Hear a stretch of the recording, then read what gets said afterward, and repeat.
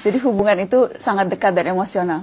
Ya, kita kalau dulu antara Malaysia dengan Sumatera, kita tidak terima sempadan. Sumatera diletak di bawah Belanda, kita British. Tapi orangnya tidak anggap ini mengasingkan negeri. Mereka biasa, orang Aceh umpamanya biasa ke Malaysia, dan orang Malaysia biasa ke Sumatera. Jadi itu keadaan lama. Tapi sekarang kita sudah jadi dua buah negara dengan pasport dan sebagainya yang dulu tidak ada. Jadi perhubungan asal memang ada kuat. Tapi masih sekarang ini pun masih dulu punya cerita. Sebab itu kita tak boleh memadamkan sejarah bahawa Portugis, Belanda, Inggeris datang kerana nak agama. Itu sejarah. Tapi kenapa mereka gagal? Sebab orang tua-tua kita pertahankan, perjuangkan. Baik itu sekali lagi hadirin hadirat, kita kena terima kasih ke orang tua-tua kita dahulu. 24 Ogos tahun 1511, ketika Portugis masuk ke Melaka, dia jajah Melaka selama 130 tahun, bukan sekejap. Bukannya sebulan dua, bukan 5 tahun, 130 tahun. Setelah Kesultanan Melayu Melaka berdiri gagah selama 110 tahun. Kuat dah, kita baru 62 tahun, jangan act lah. Jangan act sangat. Melaka yang sebegitu gagah 110 tahun tombang dengan Portugis. Dijajah pula 130 tahun. Tapi adakah orang tua-tua kita ketika Portugis menjajah itu mereka pakat tidur beramai-ramai? Adakah mereka perangai macam kita main telefon siang malam pagi petang? Tidak. Orang tua-tua dulu tak pernah tidur. Tahun 1521 kita ucap terima kasih saudara-saudara kita dari utara Sumatera Utara, khususnya di Aceh, yang bertali arus membantu menyerang Portugis daripada Aceh. Tahun 1521 Sultan Ali Muhayyad Shah, Sultan Aceh pertama, dia serang Melaka. Serang tapi tak menang sebab Portugis ni kuat ketika itu. Datang pula Sultan Alauddin Al-Qahar, Sultan Aceh yang ketiga. Dia serang Melaka 3 kali. 1537 dia serang, kalah. 1547 dia serang guna kapal, pun kalah. Tahun 1564 dia minta bantuan dari kerajaan Turki Utsmani. Semasa itu kerajaan Turki Utsmani diperintah oleh Sultan Sulaiman yang merupakan Sultan Turki Utsmaniyah yang ke-10, minta tolong tapi gagal. Adakah Portugis terlampau kuat? Tidak juga. Portugis tak kuat. Tapi di kalangan orang Melaka ketika itu seronok kerja dengan Portugis. Jadi dia orang dah dapat gaji, ada allowance, ada pangkat, ada apa. Dia orang pula mempertahankan Portugis siang malam pagi petang. Jadi Portugis main wayang sajalah. Orang-orang kita yang berlawan sesama kita. Kemudian Sultan Ali Riayat Shah, Sultan Aceh yang ke-9, serang Melaka 3 tahun berturut-turut. 1573, 1575, 1577. Tapi tak menang, pembelot ramai. Sambung balik Dik Sultan Iskandar Muda, Sultan Aceh yang ke-12. Dia serang 2 tahun, 1615 dengan 1638. Hasil daripada serangan demi serangan bertali arus, akhirnya Portugis lemah. 1641, Belanda datang. Bila Belanda datang, orang Aceh dah penat dah menolong. Orang tempatan masih lagi seronok dengan baju uniform, dapat apa, komen seronok, dapat jadi pegawai kerajaan, jadi orang pencen. Tak ada dia berjuang melawan Belanda dah. Belanda datang tahun 1641, kita ucap terima kasih lah kepada saudara-saudara kita dari Makassar, Bugis. Orang Bugis yang banyak menolong kita.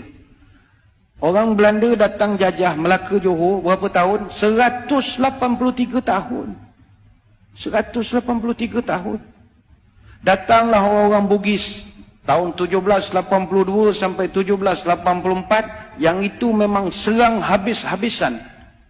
Maka dicatatkan dengan tinta emas dalam sejarah negara.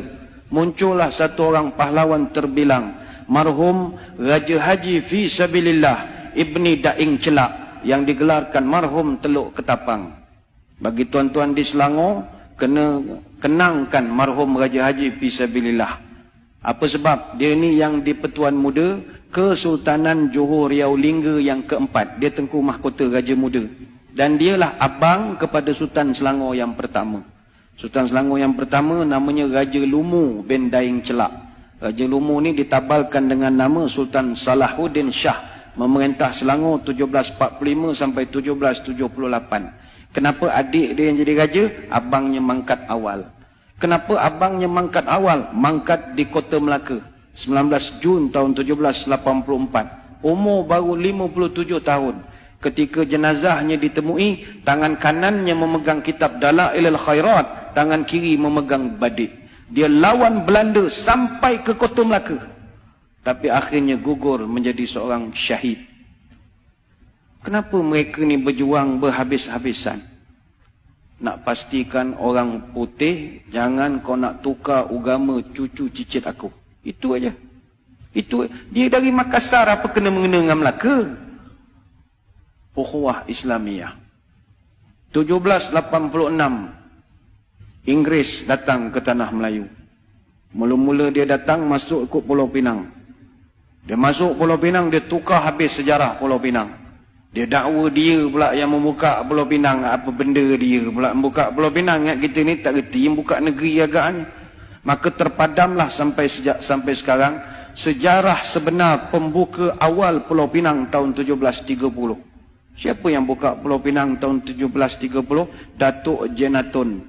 Datuk Jenatun ni atau nama sebenarnya Jenan bin Rajo Labu bin Rajo Gandam bin Rajo Manguyang dari Gunung Sahilan bin Rajo Kuoso bin Rajo Bakilap Alam Bertegak Gelar Tunku Bagaiwang yang pertama, Raja Alam Minangkabau. Mak dia putih sangat Indo Dunia. Orang Pagaruyuang, orang Sumatera yang membuka Pulau Pinang. Tapi sejarah itu dipadamkan dengan kemasukan Inggris. 88 tahun kemudian dia tipu pula orang Melayu tahun 1874 menerusi perjanjian Pangko yang penuh dengan muslihat. Akhirnya orang putih jajah negara kita berapa tahun? Bukan 10 tahun, 117 tahun. Tapi adakah nenek moyang kita tidur? Tidak. Bangkit satu persatu, Dol Said, Rentap, Mat Saleh, Maharaja Lela, Tok Bahaman, Tok Janggut, Haji Abdul Rahman Limbung, dan senarai itu begitu panjang sekali. Apa rasional mereka berjuang? Allah. Sebab itu orang tua-tua wujudkan satu perkataan namanya merdeka. Merdeka ini simbolik daripada huruf mim, ra, dal, ya, kaf, alif. Merdeka. Mengikut Rasul dan yakin kepada Allah. Itulah merdeka. Mereka tahu mereka takkan dapat menengok hasil. Tapi kalau mereka tak berbuat sesuatu, malam ini mustahil boleh azan 5 kali sehari di bumi Selangor Darul Ihsan. Mereka berjuang siang dan malam. Sebab itu hadirin hadirat yang dirahmati Allah sekalian. Perjuangan orang tua-tua ni kita kena terima kasih. Mereka berjuang lagi dan lagi dan lagi dan lagi dan lagi dan lagi dan lagi dan lagi dan lagi sampai kita tidak ada lagi. Adapun anak cucu dia, apa perjuangan dia untuk agama dan tanah air? Yilek. Tak ada. Yang dia fikir perut dia, anak-anak dia, dan main handphone siang malam. Itu sajalah kerja.